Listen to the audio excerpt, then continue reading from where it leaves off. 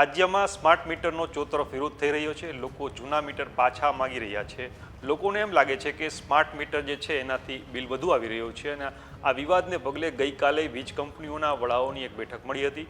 હવે આજે ઉર્જા મંત્રીની ઓફિસે બેઠક મળી છે, એની વાત કરીએ આ વિડીયોમાં। નમસ્કાર મિત્રો, વાઇબ્સ ઓફ ઇન્ડિયા સાથે હું ઇમરાન। સ્માર્ટ મીટરને લઈને રાજ્યમાં ઘણા બધા શહેરોમાં લોકો વિરોધ ઉઠાવી રહ્યા છે, જેને લઈને સરકાર હરકતમાં આવી ગઈ છે। આજે ઉર્જા મંત્રી કનુભાઈ દેસાઈની ઓફિસે બેઠક મળી છે। રાજ્યના મુખ્ય સચિવ રાજકુમાર સહિતના ટોચના અધિકારીઓ જે છે એ આ બેઠકમાં હાજર રહ્યા। આ બેઠકમાં સ્માર્ટ મીટરને લઈને વૈકલ્પિક વ્યવસ્થા બાબતે ચર્ચા કરવામાં આવી, જે ચર્ચામાં કોઈ નક્કર નિર્ણય ઉર્જા વિભાગે લીધો હોય એવું જાણવા મળે છે।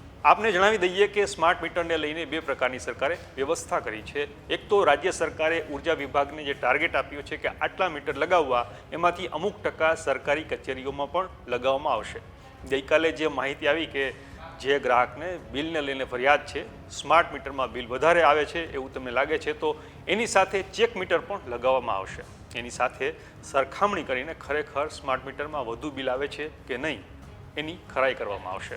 વાત છે સ્માર્ટ મીટરના આ વિરોધની, તો સ્માર્ટ મીટરને લઈને રાજ્યમાં આ વિરોધ આજે પણ ચાલી રહ્યો છે। વડોદરામાં આજે મોટી સંખ્યામાં લોકો વીજ કચેરીએ પહોંચી ગયા હતા।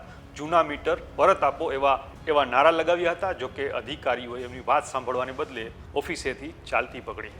હવે આ વિવાદ ક્યાં જઈને અટકશે? લોકોના વિરોધને ઠંડુ પાડવા રાજ્ય સરકાર છેવટે શું નિર્ણય લેશે એ જોવાનું રહેશે। આ વિશે આપનું શું માનવું છે અમને કોમેન્ટ કરીને જણાવશો। આપણે મળતા રહીશું વાઇબ્સ ઓફ ઇન્ડિયા પર।